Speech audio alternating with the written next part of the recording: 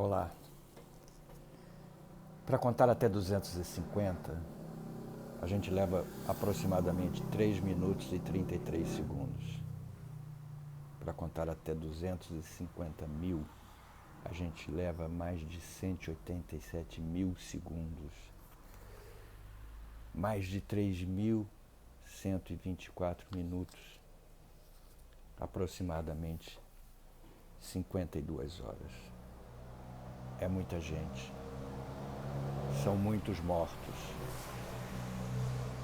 Muitos mais do que aquelas pessoas aglomeradas no Palácio do Planalto para dar posse a um ministro que a gente nem sabe o nome e uma transferência de um outro ministro culpado confesso que volta ao Palácio do Planalto. Todos sem máscara, quase todos sem máscara, todos aglomerando, todos ignorando, todos desprezando, todos aglomerando e andando em cima desses 250 mortos. 250 mil mortos. 250 mil é mais ou menos a população de Macaé, de Imperatriz, de Foz do Iguaçu, de Magé, população inteira de uma cidade morta por coronavírus.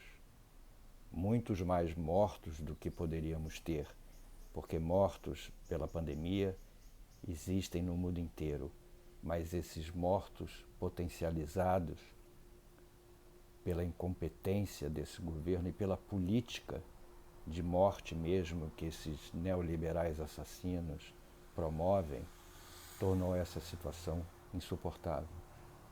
A gente não pode mais viver, a gente não pode mais acordar vendo o total, assistindo a esse total descaso do governo em relação a esses 250 mil mortos.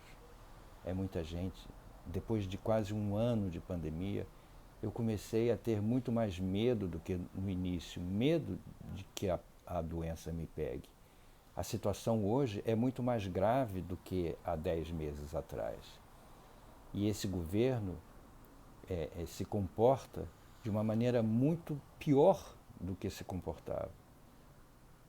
Ele se comporta como se não houvesse a pandemia, ele se comporta como se nós não estivéssemos correndo risco, porque a eles interessa que morra mais gente.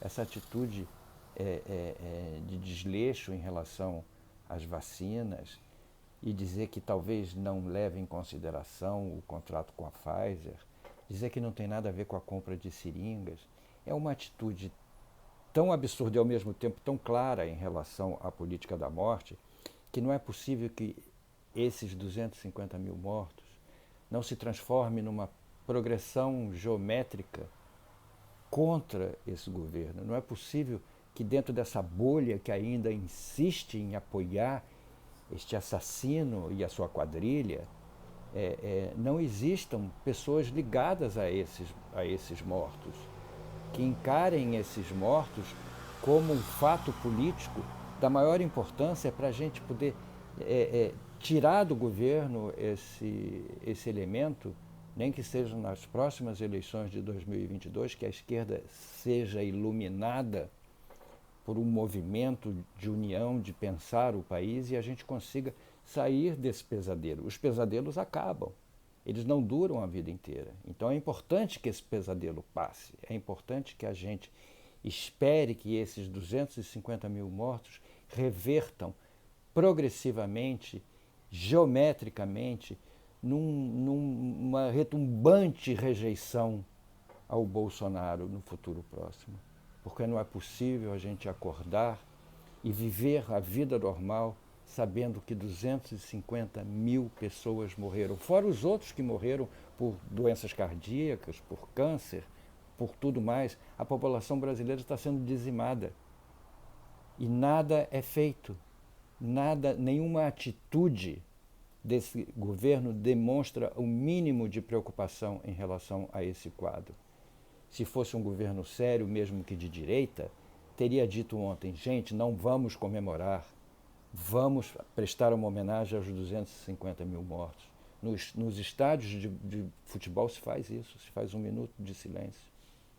Não é possível que a gente continue a conviver com esse crime, fora os outros todos que esse governo acoberta. Não é possível que a gente continue convivendo com esse crime todo dia, quando acorda e quando dorme. Isso precisa acabar imediatamente. Até a próxima.